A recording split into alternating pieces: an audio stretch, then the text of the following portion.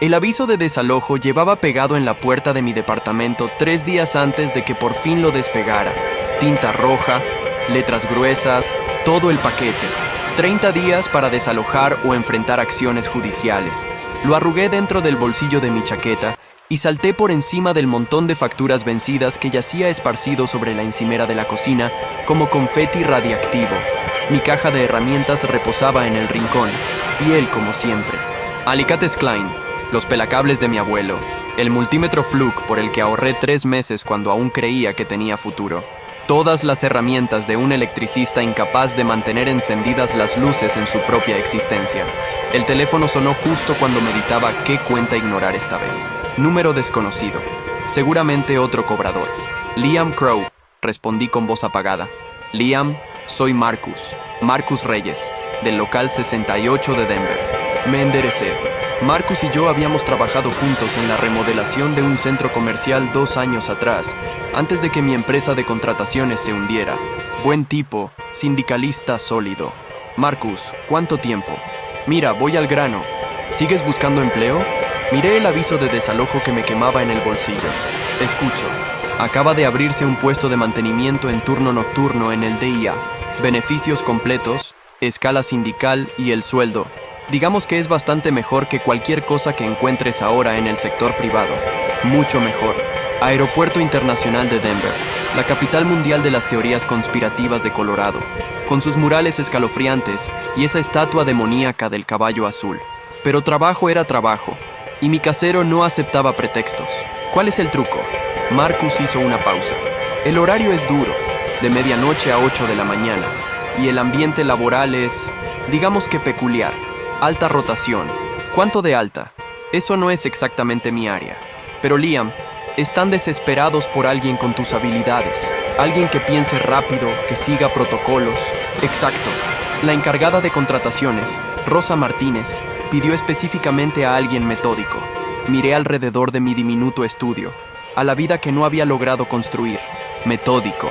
Ese era yo. Lo suficientemente metódico como para ver cómo todo se derrumbaba a cámara lenta. ¿Cuándo es la entrevista? Mañana por la noche, a las 22:00. Te envío los detalles por mensaje. Y Liam, no la desaproveches. La necesitas. Colgó antes de que pudiera decirle que sabía perfectamente cuánto la necesitaba. La entrada de empleados del Aeropuerto Internacional de Denver no era la fachada reluciente de vidrio y acero que veían los pasajeros. Era un búnker de hormigón en el lado sur del terreno, señalado únicamente por un cartel descolorido que decía «Solo personal autorizado de mantenimiento». Me registré con un guardia de seguridad aburrido que apenas miró mi identificación antes de hacerme pasar. El pasillo siguiente era institucional y agresivamente beige, iluminado por tubos fluorescentes que zumbaban con esa frecuencia exacta que te hace doler los dientes. Bajé 2 tramos de escaleras. Izquierda en la bifurcación, otro tramo más. Descendía hacia las entrañas del aeropuerto, siguiendo el mapa dibujado a mano que Marcus me había enviado. El aire se volvió más fresco, con ese olor particular a hormigón viejo y equipos eléctricos. La oficina de Rosa Martínez estaba al fondo de un corredor que parecía haber sido olvidado por los arquitectos del edificio. Sin ventanas, sin otras puertas, solo una puerta metálica con una placa plástica de nombre y un lector de tarjetas que parpadeaba en rojo cuando toqué. «Pase», dijo una voz femenina. La oficina era austera. Un escritorio metálico, 2 sillas, archivadores y absolutamente nada personal. Ni fotos, ni plantas, ni calendario con frases motivadoras. Solo los huesos de un espacio de trabajo. Rosa estaba sentada detrás del escritorio. Una mujer de unos 40 y tantos, cabello prematuramente gris recogido en una coleta severa. Sus manos reposaban sobre la superficie y noté de inmediato las cicatrices de quemaduras, antiguas, dibujando patrones en dedos y dorsos, como si alguien hubiera usado su piel para practicar soldaduras. Liam Crow no lo planteó como pregunta. Sus ojos, oscuros y penetrantes, me estudiaron como si fuera un esquema eléctrico que debía descifrar. «Siéntese». Me senté. Marcus dice que es confiable, que sigue instrucciones al pie de la letra. ¿Es correcto? Hago el trabajo bien a la primera, dije sin atajos. ¿Por qué quebró su empresa? Directa, sin charla, sin calidez. Lo agradecí de un modo extraño. Socio malo. Se quedó con depósitos. No pagó a proveedores. Me dejó cargando el muerto. Pasé un año intentando arreglarlo, pero el daño ya estaba hecho. ¿Consideró declararse en bancarrota? Yo no huyo de mis deudas. Algo parpadeó en su expresión. No exactamente aprobación, pero reconocimiento. El puesto es sencillo en teoría, dijo. Formará parte del equipo de ingeniería de mantenimiento del turno nocturno. Mantenemos los sistemas eléctricos del aeropuerto fuera de horas pico. El trabajo es estándar. Mantenimiento de paneles, reparación de circuitos, respuesta a emergencias. Lo que no es estándar son los protocolos. Abrió un cajón y sacó una tarjeta laminada del tamaño de una licencia de conducir. La deslizó hacia mí sobre el escritorio. Estas son sus normas operativas. No son sugerencias. No son metáforas. Son requisitos absolutos de su empleo. Léalas. Tomé la tarjeta. El texto estaba impreso en fuente pequeña y precisa. Protocolos de autorización nivel 4 de ingeniería de instalaciones. 1. El panel que tararea.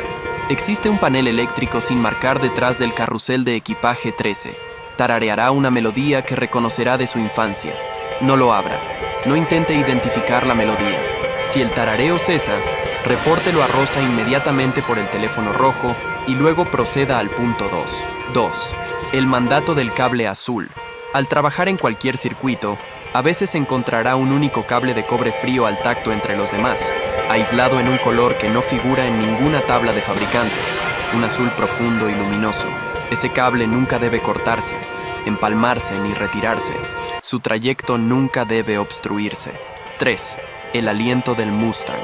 La famosa estatua del mustango de ojos demoníacos azul que está afuera es un varillaje de tierra. Si escucha una respiración profunda y estremecida proveniente de su zona a través de la radio, todo trabajo no esencial se detiene. Deberá confirmar visualmente que permanece sobre su pedestal. Si no está, siga el procedimiento de evacuación ecuestre descrito en el apéndice B. 4. La máquina de capuchino del café cerrado. La máquina de capuchino del kiosco Mountain Java, clausurado en la Concourse C, a veces se encenderá sola y producirá un latte perfecto humeante. Nunca debe beberlo. Si lo ve, desconecte la máquina exactamente 66 segundos y vuelva a conectarla. El latte habrá desaparecido. 5. Su reflejo va 1 segundo atrasado. Al mirarse en cualquier espejo de los túneles exclusivos para empleados, su reflejo aparecerá 1 segundo después que usted. Esto es normal. Si su reflejo alguna vez le sonríe, aparta la vista o se mueve de forma independiente. Deberá romper el espejo inmediatamente con su martillo aislado. No mire los cristales rotos. Lo leí 2 veces. Luego alcé la vista hacia Rosa, esperando que sonriera y revelara la broma. Ella me devolvió una mirada tallada en piedra. Esto es una broma, dije. Algún tipo de novatada para los nuevos. No, estas reglas no tienen sentido. Paneles que tararean, cables azules que no existen, una estatua que respira. ¿Necesitan tener sentido para usted? Rosa se inclinó hacia adelante, y bajo la luz fluorescente sus manos cicatrizadas parecían metal retorcido. ¿O solo necesitan ser obedecidas? Abrí la boca para discutir, pero algo en sus ojos me detuvo. No había humor allí, ni ironía, solo un cansancio profundo y otra cosa, algo que parecía miedo petrificado en rutina. Los cables aquí no solo conducen electricidad, Liam. Su voz bajó a apenas un susurro. Conducen otras corrientes, siga las reglas. Su cordura depende de ello. El silencio se alargó entre nosotros. Debería haberme ido. Debería haberme reído. Decirle que buscara otro idiota. Regresar a mi vida fallida en la superficie. Pero el aviso de desalojo en mi bolsillo pesaba más que cualquier panel eléctrico que hubiera colgado jamás. Cuando empiezo, escuché que decía mi propia voz. Esta misma noche, a medianoche, trabajará con Héctor Silva. Lleva 20 años en el turno nocturno. Escuche todo lo que le diga. Se levantó y extendió una mano llena de cicatrices. La estreché. Su apretón era fuerte, pero su piel se sentía fría a pesar del calor de la oficina. Una cosa más, dijo cuando llegué a la puerta. Pase lo que pase, oiga lo que oiga, las reglas lo mantienen a salvo. Confíe en ellas más que en sus propios ojos. Maté las horas entre la entrevista y la medianoche en un diner abierto 24 horas cerca del Boulevard Peña, tomando un café que sabía a aislante de cable quemado e intentando convencerme de que no estaba cometiendo un error colosal. La tarjeta laminada reposaba sobre la mesa frente a mí, reflejando la luz de neón de la ventana. Un panel eléctrico que tarareaba, una máquina de café que hacía lates fantasma, espejos con reflejos retrasados. ¿Más café, cariño? La mesera apareció a mi lado. No, gracias. Solo la cuenta. A las 23:45 regresé a la entrada de empleados. El aeropuerto de noche era otra bestia.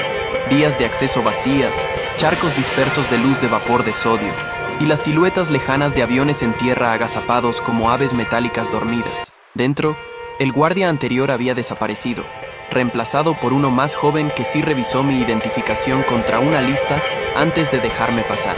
La sala de descanso de mantenimiento estaba en el subsuelo 3 y la encontré siguiendo los tubos codificados por color del techo. Dentro, un puñado de trabajadores estaba sentado alrededor de una mesa maltrecha. Electricistas, técnicos de climatización, fontaneros, todos con el mismo overol azul oscuro con mantenimiento día bordado en la espalda. Tú eres el nuevo, dijo una voz a mis espaldas. Me giré y vi a un hombre de unos 50 y tantos, compacto y fibroso, cabello entrecano y ojos que nunca dejaban de moverse. Tenía esa hipervigilancia nerviosa de quien ha pasado demasiado tiempo buscando amenazas. Héctor Silva, vas conmigo. Su apretón de manos fue breve, funcional. Me entregó un overol, una radio y un cinturón de herramientas de lona que había visto décadas mejores. ¿Leíste las reglas?, preguntó mientras enganchaba su propia radio al cinturón. Sí, Rosa me dio una tarjeta. Bien, llévala siempre encima. Sacó una tarjeta laminada idéntica de su bolsillo pectoral. Bordes desgastados por el uso. La sigues al pie de la letra. Nada de improvisar. Nada de curiosidad. ¿Entendido? Héctor, ¿qué demonios? Ya lo verás, me cortó, mirando su reloj. La ronda de medianoche empieza en 5 minutos. Esta noche cubrimos la Concourse C. Quédate cerca, quédate callado. Y por lo que más quieras, no toques nada sin preguntarme primero. Los demás trabajadores fueron saliendo, formando parejas y dirigiéndose a distintas zonas. Nadie hablaba mucho, nadie bromeaba. Todos tenían esa misma cualidad vigilante, como veteranos de combate en una reunión que habían visto la misma cosa indecible. Héctor me guió por una puerta de servicio hacia la red de túneles que formaba el sistema circulatorio del aeropuerto. Tuberías, conductos, bandejas de cables, toda la infraestructura que mantenía vivo al aeropuerto corría por estos pasillos como venas bajo la piel. Nuestros pasos resonaban en el hormigón. El aire olía a maquinaria y a algo más, algo que no podía identificar del todo. Ozono tal vez, o electricidad que se había vuelto rancia. Primera parada, área de equipaje. Héctor dijo, pasaremos por el carrusel 13. Necesito que me digas qué escuchas. Salimos al área pública por una puerta sin marcas. El reclamo de equipajes era vasto y vacío. Los carruseles congelados a mitad de giro. El caos normal de los viajeros reemplazado por un silencio opresivo. Nuestras botas rechinaban sobre el piso pulido. El carrusel 13 estaba en la esquina más lejana. Héctor se detuvo a unos 6 metros alzando una mano. «Escucha», dijo. Agucé el oído. Al principio, nada. Luego, débil, apenas audible, un zumbido. No el ruido mecánico de un motor ni el silbido del aire en movimiento. Era melódico, musical, y al concentrarme, el reconocimiento me subió por la espalda como agua helada. Estaba tarareando, brilla, brilla, estrellita, la nana que mi madre me cantaba todas las noches hasta que tuve 7 años. Mi mano se movió instintivamente hacia el carrusel, hacia el panel de acceso anodino en la pared detrás. No, la voz de Héctor fue cortante. Regla 1. No lo abres. Ni siquiera intentas identificar la melodía. Pero yo puedo... ¿Tú puedes? Me miró y entonces lo vi.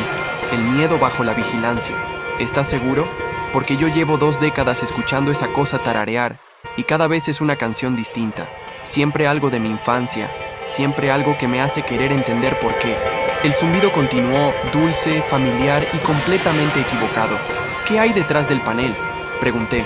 Algo que permanece contenido mientras sigamos las reglas. Se dio la vuelta. Vamos, tenemos circuitos que revisar. Las siguientes 3 horas transcurrieron en una ráfaga de mantenimiento rutinario. Cambiamos balastros en la Concourse C, rastreamos una falla en una caja de conexiones cerca de la puerta 47 y reseteamos un breaker que había dejado sin energía una fila de máquinas expendedoras. Trabajo eléctrico normal, seguro, predecible, aburrido. Empecé a relajarme, a pensar que tal vez las reglas eran solo teatro laboral elaborado para mantener nerviosos a los empleados. Cuando bajamos a un túnel de servicio que conectaba la Concourse C con el terminal principal, Héctor se detuvo en una intersección, revisando su tablet. Necesito verificar circuitos 47 al 52. Dame el multímetro. Saqué el aparato del cinturón y se lo entregué mientras él medía voltaje en el panel. Miré alrededor del túnel, tuberías expuestas arriba, paquetes de cables y en la pared a mi izquierda, un espejo polvoriento, probablemente sobrante de alguna antigua estación de mantenimiento. Capté mi reflejo por el rabillo del ojo y giré para mirarme. El hombre del espejo parecía cansado, overol arrugado, cinturón colgando torpe en mis caderas, pelo revuelto de ponerme el overol. Alcé la mano derecha para alisarlo. En el espejo, mi reflejo alzó la mano derecha. Un segundo después, me quedé helado. El gesto se completó. La mano del reflejo tocó su pelo, replicando mi movimiento con un retraso tan sutil que podría haberlo imaginado, pero no lo había imaginado. Un segundo completo, quizás un poco más. El frío me envolvió el pecho. Apretó. Héctor, logré decir. Él levantó la vista del panel, vio mi cara, siguió mi mirada al espejo, cerró los ojos brevemente, algo parecido a la resignación cruzando sus rasgos. Regla 5, dijo en voz baja. Tu reflejo va un segundo atrasado. Es normal. ¿Normal? Mi voz se quebró. ¿Cómo carajo es eso normal? Porque así es aquí, en estos túneles, en este lugar. Cerró la puerta del panel, la aseguró con cuidado deliberado. ¿Viste el retraso? ¿Hizo algo más? Sonreír, apartar la vista, moverse solo. No, solo retrasado. Entonces estás bien. Está funcionando como debe. Puso una mano en mi hombro.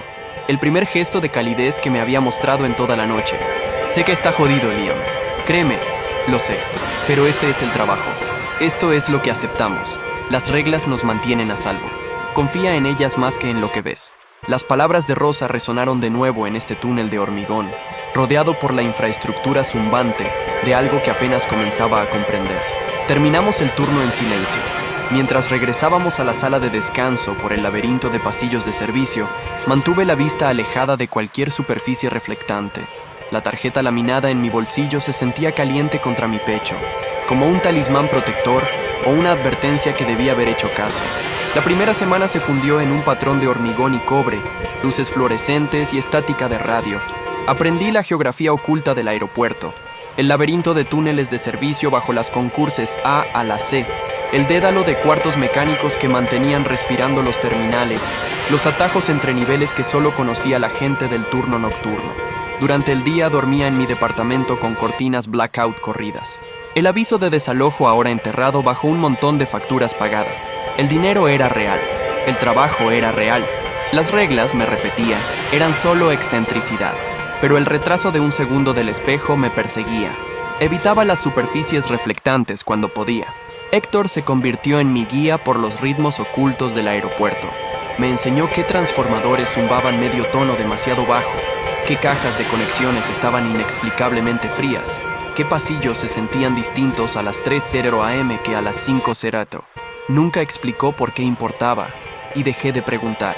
Sus manos cicatrizadas se movían por los sistemas eléctricos con la precisión de un técnico de explosivos, nunca apresurado, siempre revisando 2 veces. En mi quinto turno nos sentamos en la sala durante la pausa de comida. El café era horrible, pero estaba caliente. Héctor miraba fijamente el horario laminado en la pared, sin leerlo realmente. ¿Cuánto aguantan antes de renunciar?, pregunté. La mayoría 2 semanas, 3 si son tercos. Tomó un sorbo. Rosa suele saber en la entrevista quién va a durar. ¿Qué la hizo pensar que yo lo haría? Me miró entonces, esos ojos vigilantes evaluando. No te reíste de las reglas, no discutiste, solo preguntaste cuándo empezabas. Hizo una pausa. La gente que ya lo ha perdido todo tiene menos miedo a las cosas imposibles. El comentario dolió porque era cierto.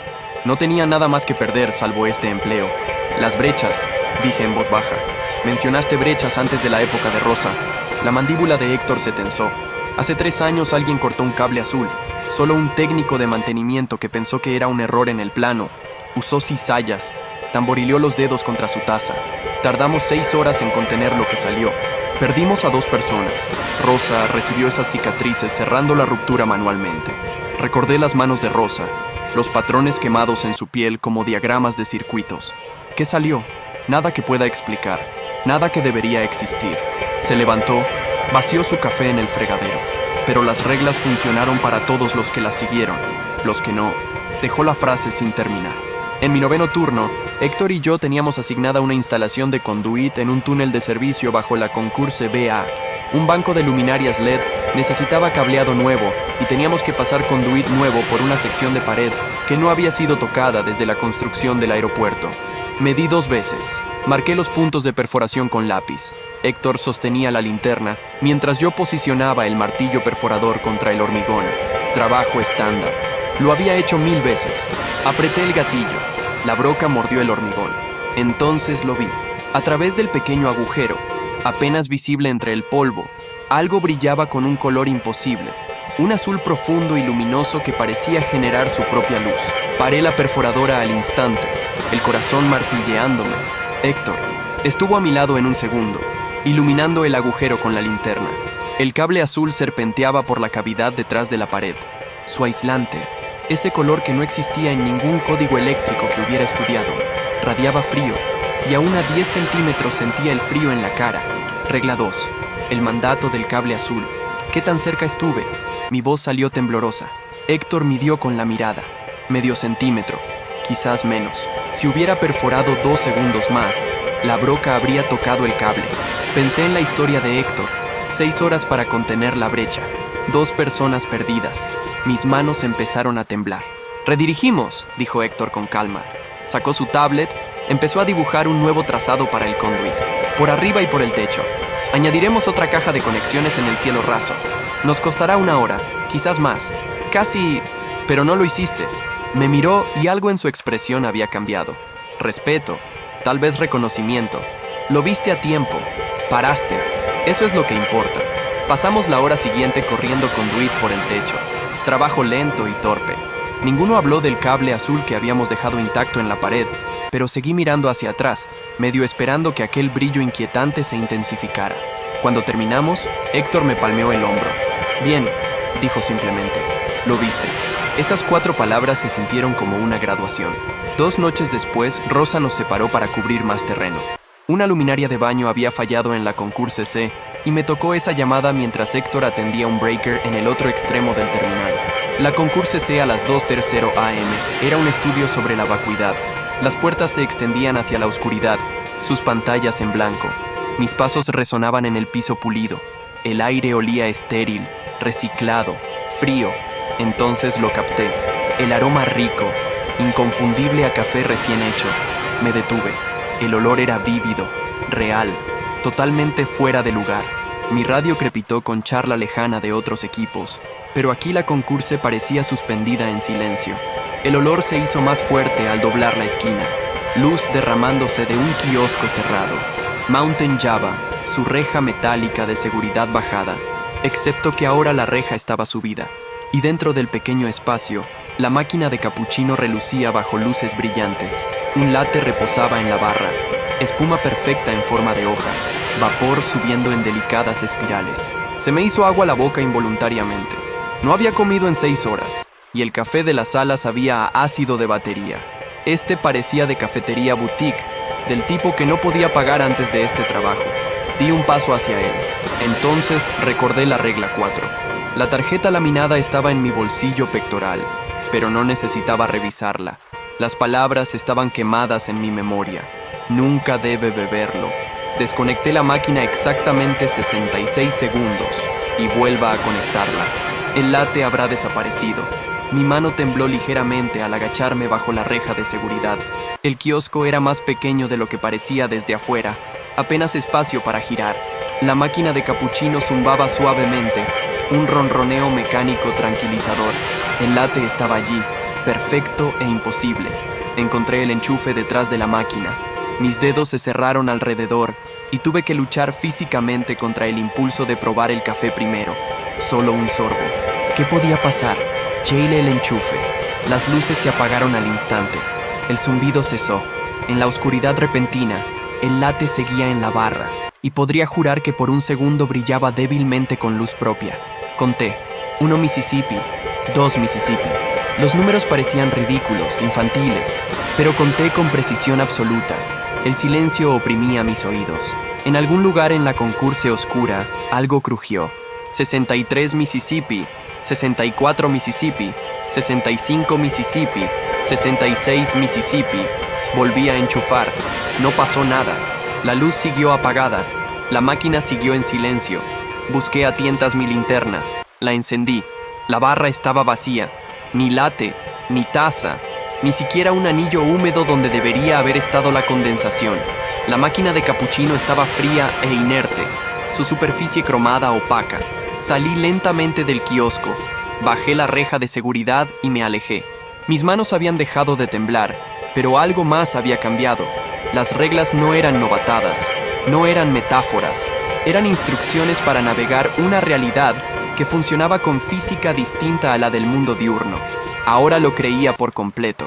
Hacia la tercera semana, Héctor y yo habíamos caído en una sociedad cómoda. Nos movíamos por los túneles con eficiencia practicada, anticipando los movimientos del otro.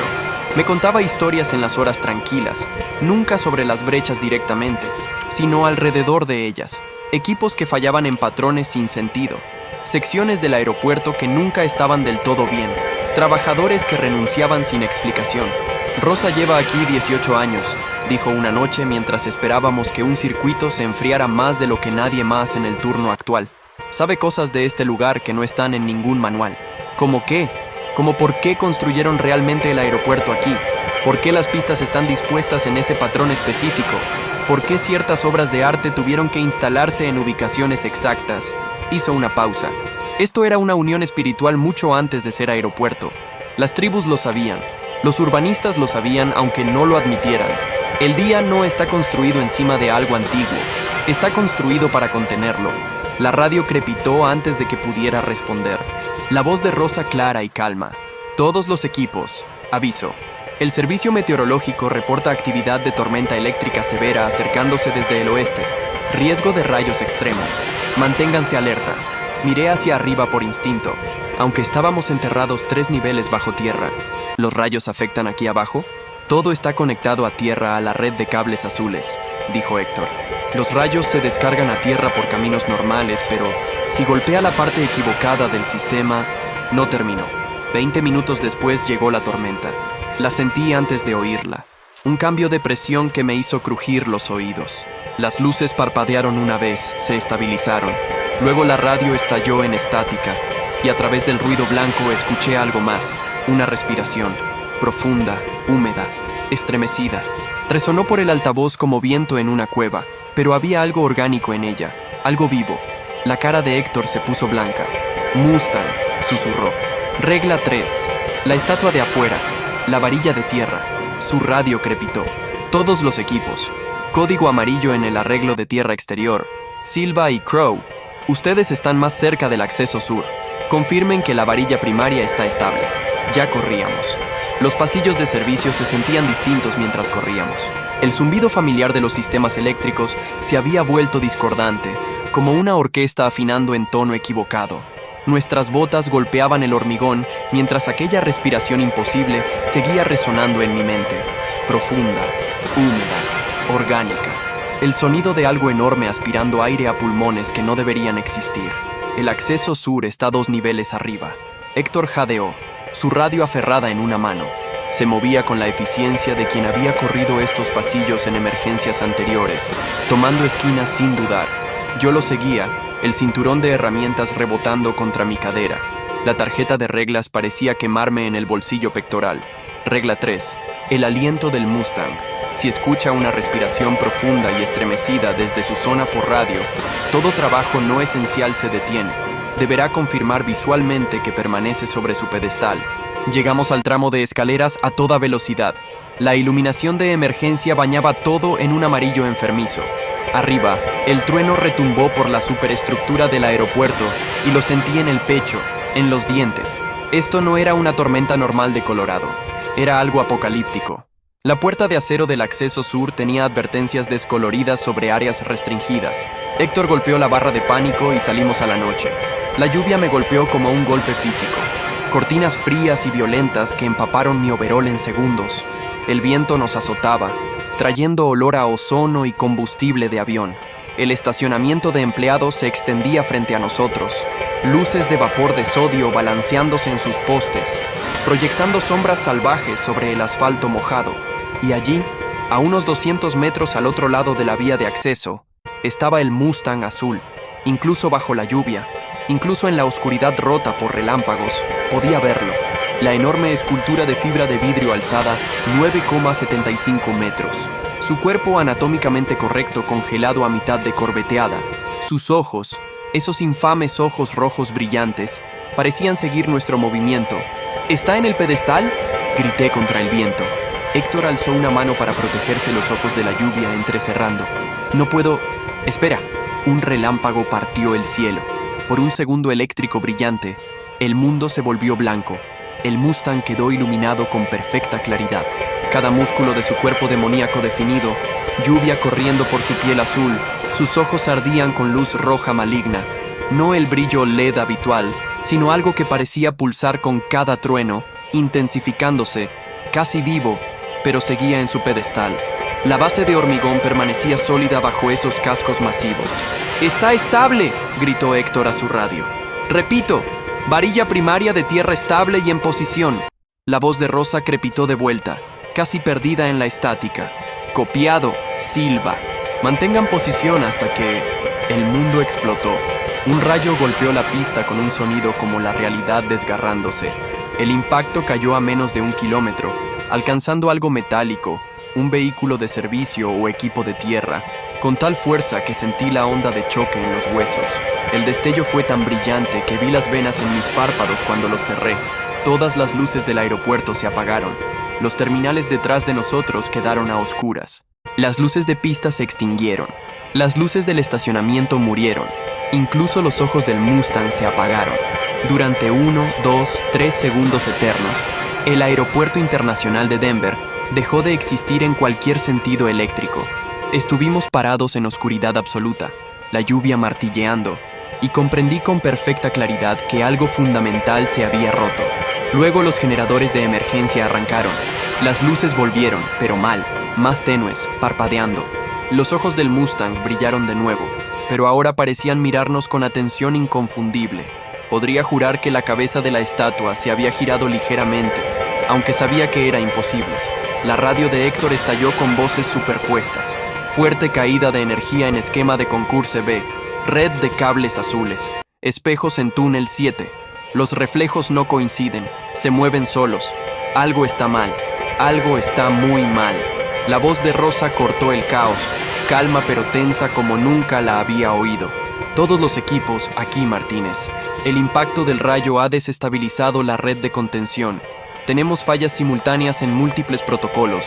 Todos sigan sus procedimientos de brecha. Silva, tú te encargas de contención de espejos. Hernández, tú al panel del carrusel. Crow hizo una pausa, y en esa pausa escuché algo que nunca creí oír de Rosa. Incertidumbre. Crow, eres el mejor electricista que tenemos ahora mismo. Te necesito en la bóveda eléctrica central. El secuenciador principal ha fallado. Si no lo reseteamos, la red de cables azules quedará fría y todo lo que contenemos empezará a filtrarse. Se me secó la boca. No sé dónde está la bóveda. Subsuelo 5, cuadrante noroeste. Te envío la ruta a tu tablet. Su voz se endureció. El zumbido cesó. Liam, el carrusel 13 está en silencio. Ese es el buffer primario. Sin él, la presión aumenta. Necesitas moverte rápido. Héctor ya corría de vuelta a la puerta, pero se detuvo, giró, me miró bajo la lluvia. En sus ojos vi algo que nunca había visto antes. Miedo. No la cautela vigilante que siempre llevaba, sino terror genuino hasta los huesos. Buena suerte, dijo. Luego desapareció, tragado por el terminal. Corrí tras él, pero en la primera bifurcación nuestros caminos se separaron. Él fue a la izquierda hacia los túneles de servicio donde había espejos que romper. Yo a la derecha, sacando mi tablet con dedos entumecidos y mojados. La pantalla se iluminó mostrando un esquema que nunca había visto. Capa tras capa bajo las áreas públicas, descendiendo a cimientos que no deberían existir, que bajaban demasiado profundo para cualquier aeropuerto. La ruta pulsaba roja en la pantalla. Subsuelo 5. Bajé. Los ascensores estaban muertos, así que tomé las escaleras. Cada nivel se sentía más frío, el aire más denso. La iluminación de emergencia se volvía más escasa. Para el subsuelo 3 avanzaba entre charcos de sombra con solo mi linterna y el brillo de la tablet. Los sonidos del aeropuerto se desvanecieron. Ya no había charla de radio, ni truenos lejanos. solo mi propia respiración y el eco de mis pasos. El subsuelo 4 era un lugar de hormigón viejo y tuberías más viejas, infraestructura de la construcción original del aeropuerto, o quizás de antes. Las paredes resumaban condensación. Algo había sido tallado en el hormigón aquí. Símbolos que no reconocí, desgastados por el tiempo, pero aún visibles bajo el haz de mi linterna. Parecían advertencias. El subsuelo 5 no parecía parte de un aeropuerto en absoluto. El tramo de escaleras terminaba en un único corredor, estrecho y opresivo. El techo era tan bajo que tenía que agacharme entre los ductos. Las paredes eran roca desnuda en algunos tramos, como si este nivel hubiera sido excavado más que construido. Mi tablet mostraba la bóveda al fondo del corredor, pero el esquema ahora fallaba. Píxeles fragmentándose y recombinándose en patrones que dolían mirar. La puerta de la bóveda eléctrica central era acero macizo remachado como de acorazado. Una rueda de cierre en el centro, arriba estarcido en pintura amarilla descolorida. Solo personal autorizado. Autorización nivel 5 requerida. Giré la rueda. Giró con sorprendente facilidad, bien aceitada a pesar de su edad. Mecanismos dentro de la puerta chasquearon y gruñeron. Algo pesado se retiró del marco. La puerta se abrió en bisagras contrapesadas, revelando oscuridad que mi linterna no podía penetrar del todo. El aire que salió estaba mal. Olía a ozono y electricidad. Sí, pero debajo había algo orgánico. Podredumbre, descomposición, el olor de algo que había muerto entre las paredes y nunca fue encontrado. Entré. La bóveda era enorme, una catedral de infraestructura eléctrica, transformadores del tamaño de autos agazapados en plataformas aisladas, bandejas de cables corrían arriba en enredos complicados, cajas de conexiones alineaban las paredes como barnáculos tecnológicos, y por todas partes, tejidos entre todo, estaban los cables azules. Algunos aún brillaban con ese color luminoso imposible, pulsando suavemente como venas llevando sangre extraña, pero otros se habían apagado, secciones muertas de la red de contención yaciendo frías e inútiles. Los cables activos zumbaban, no eléctricamente, sino musicalmente, del mismo modo que el panel detrás del carrusel 13 había zumbado.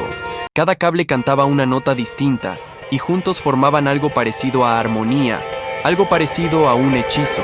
La puerta se cerró detrás de mí con un sonido de tumba cerrándose. Las luces de emergencia en la bóveda parpadearon.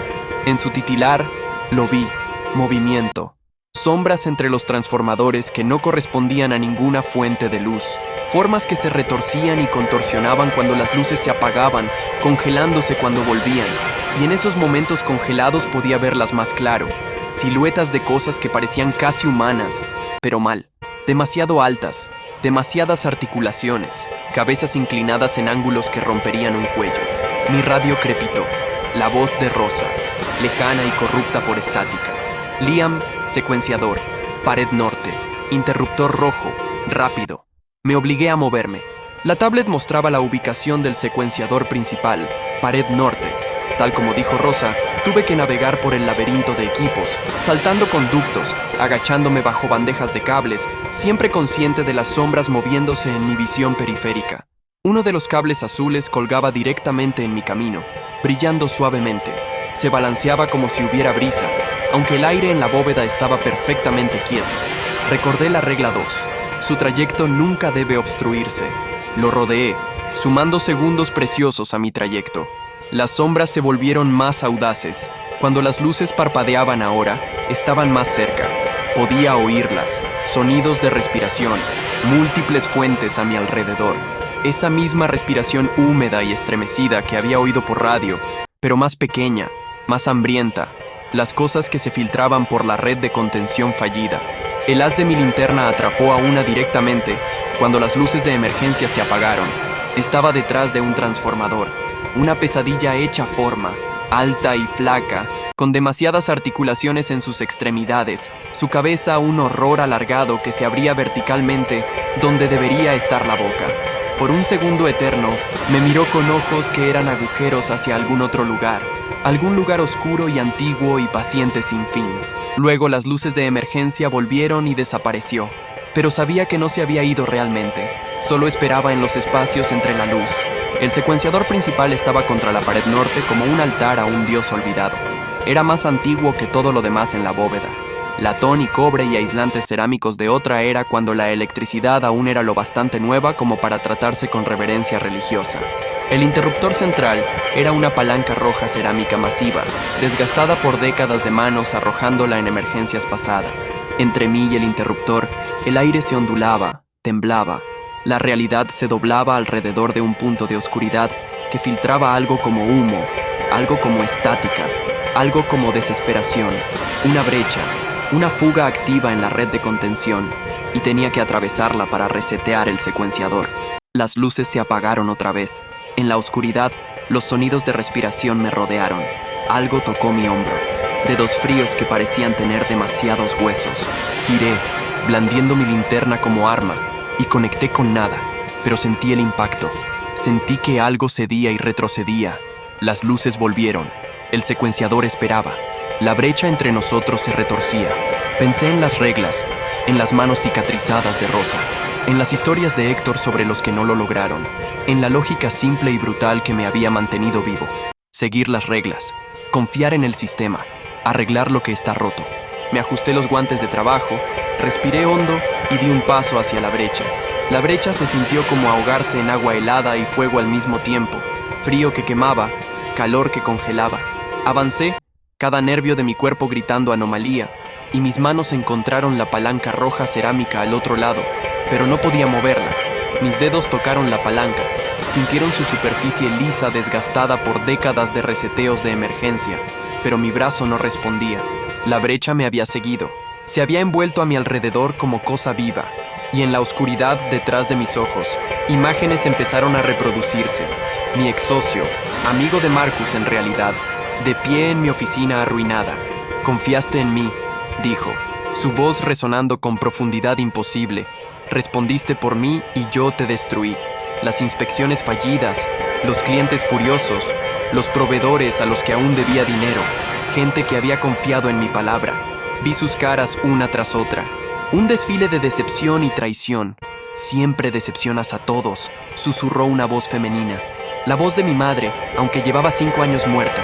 «Siempre decepcionas. Aquí también vas a fallar. Vas a fallar a Rosa, a fallar a Héctor, a fallar a todos en este aeropuerto». Mi mano tembló en la palanca. La culpa era un peso físico, aplastando mi pecho. Cada error que había cometido se reprodujo en detalle vívido. Cada promesa rota, cada atajo tomado, cada vez que había estado por debajo de quien quería ser. Las entidades en la bóveda respiraban a mi alrededor. Sus exhalaciones húmedas y estremecidas, un coro de juicio. Y entonces recordé las manos de Rosa. Las cicatrices que las cubrían no eran de accidentes, eran de la última vez que alguien había fallado, la última vez que la red se había colapsado. Ella había cerrado la brecha manualmente, había presionado sus manos desnudas contra la realidad que se filtraba y la había forzado a cerrarse con pura voluntad y sufrimiento. Esas cicatrices eran el precio de mantener intacta la contención. Ella no se había rendido. Había pagado con carne y dolor para arreglar lo roto. Las reglas. Forcé mi mente de vuelta a la tarjeta laminada, a la lógica fría y simple que me había mantenido vivo 3 semanas. Las reglas no trataban de entender. Trataban de actuar, de hacer lo que había que hacer sin importar lo imposible que pareciera. Es solo un circuito defectuoso, me dije. Las palabras de mi abuelo cuando tenía 8 años y aprendía a trabajar con electricidad por primera vez. Un cable roto. No necesitas entender por qué está roto, solo necesitas arreglarlo. Me anclé. Literalmente, presioné mi mano izquierda contra la carcasa metálica del secuenciador, sintiendo la conductividad fría del acero, y metafóricamente me concentré en la realidad física de mi cuerpo, mis botas en el piso de hormigón, mi cinturón de herramientas contra la cadera, el sabor a cobre en la boca. Las ilusiones eran solo eso, ilusiones, ruido psíquico de una falla de contención. No tenían poder salvo el que yo les diera. «Fallé antes», dije en voz alta, mi voz extraña en la atmósfera opresiva de la bóveda. «Probablemente vuelva a fallar, pero no hoy, no aquí». Jalé la palanca. La resistencia era inmensa, como si el mecanismo estuviera congelado o fundido, pero tiré con todo lo que tenía. Músculos tensos, botas deslizándose en el piso. La palanca se movió 1 centímetro, otro. La brecha a mi alrededor se retorció, se intensificó. Me mostró más fallas, más culpa. Vi a Rosa muerta en el piso de la bóveda. A Héctor despedazado por cosas del espacio intermedio. Vi el aeropuerto consumido, la red de contención destrozada, Denver convertido en puerta para horrores. Nada de eso era real. Todavía no. No si terminaba esto. La palanca se movió otro centímetro. A mitad de camino ahora. La resistencia creció, como si la propia brecha supiera lo que hacía y luchara por detenerme. Mis brazos ardían. Mi visión se nubló con lágrimas. Del asalto psíquico o del esfuerzo físico puro, no lo sabía. Pero pensé en las reglas, en la lógica simple y brutal de las manos cicatrizadas de Rosa y los 20 años de vigilancia de Héctor y mi propio viaje de escéptico a creyente a guardián de esta extraña red. La palanca llegó al punto medio y de repente se movió libre como si una represa se hubiera roto. La tiré hasta abajo. El mundo se volvió blanco. Energía pura y limpia inundó la bóveda como una ola de marea. La sentí más que la vi. Una oleada de poder que era electricidad y algo más antiguo y extraño. Corrió por las bandejas de cables, por las cajas de conexiones, por cada cable azul de la red de contención. La brecha desapareció. Un momento estaba allí, un vórtice giratorio de estática psíquica y oscuridad, y al siguiente simplemente se había ido, sellado por el secuenciador restaurado. La presencia opresiva que había llenado la bóveda, el peso de cosas que no deberían existir presionando contra la realidad, se levantó como humo que se disipa. Los cables azules se encendieron con luz constante y tranquilizadora. No el pulso furioso de antes, sino un brillo pacífico y rítmico que recordaba un latido. Los cables normales dejaron de moverse, quedaron quietos y correctos. Las luces de emergencia dejaron de parpadear y se mantuvieron firmes, y en el silencio que siguió escuché, débil y lejano, filtrándose por paredes y pisos desde algún lugar muy arriba, el sonido de un zumbido, musical y melódico. El panel detrás del carrusel 13 cantaba de nuevo. El buffer primario había sido restaurado. Mis piernas cedieron. Me senté duro en el piso de hormigón, espalda contra la carcasa del secuenciador, y solo respiré. Mis manos temblaban. Todo mi cuerpo temblaba. La adrenalina se derrumbaba, dejándome vacío y agotado. Mi radio crepitó. La voz de Rosa clara, ahora sin estática. Liam, responde. Busqué a tientas la radio. Aquí estoy. Está hecho. El secuenciador está reseteado. Una pausa, luego más bajo. Lo escucho. El zumbido. ¿Lo lograste? Sí. Mi voz sonaba extraña incluso para mí. Sí, lo hice. ¿Puedes subir? Miré la puerta de la bóveda. El laberinto de equipos que había atravesado. Las sombras que volvían a ser solo sombras. Dame un minuto. Tómate tu tiempo. La red está estable. Contuvimos las otras brechas. Lo hiciste bien, Crow. La radio quedó en silencio. Me quedé allí otro minuto, quizás 2, solo escuchando el zumbido de los cables azules y dejando que mi ritmo cardíaco volviera a algo cercano a la normalidad. Luego me puse de pie, revisé que todas mis herramientas siguieran en el cinturón y caminé de vuelta por la bóveda. Se veía distinta ahora, aún catedralicia, aún llena de infraestructura que era tecnológica y algo más, pero ya no amenazante. Los cables azules brillaban pacíficamente. Los transformadores zumbaban sus frecuencias correctas.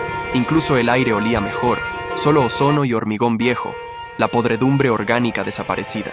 Llegué a la puerta de la bóveda, la abrí y salí al corredor. El trayecto de regreso por los subsuelos se sintió más corto que la bajada. Cada nivel más ligero, más cálido, más familiar. Cuando llegué a nivel de tierra ya podía oír voces. El equipo del turno nocturno coordinando limpieza, revisando sistemas, restaurando operaciones normales. Rosa y Héctor me esperaban en la sala de descanso del subsuelo 3. Héctor parecía haber pasado por su propia guerra. Su overol estaba rasgado, los nudillos sangrando, y tenía cortes de vidrio en cara y cuello. Los espejos. Había estado rompiendo espejos el tiempo que fuera que había pasado. Rosa parecía exactamente igual que siempre. Ojos cansados, manos cicatrizadas, el peso de la responsabilidad que cargaba como carga física. Pero cuando me vio, algo en su expresión se suavizó. «Te ves fatal», dijo. Reí, un sonido medio histérico. «Me siento fatal». Héctor se levantó, apretó mi hombro con una mano sangrante. «Nos salvaste. Lo sabes, ¿verdad? Si el secuenciador no se hubiera reseteado, si la red hubiera quedado fría...» No terminó. No necesitaba hacerlo. Solo seguí el procedimiento, dije. «No», Rosa negó con la cabeza.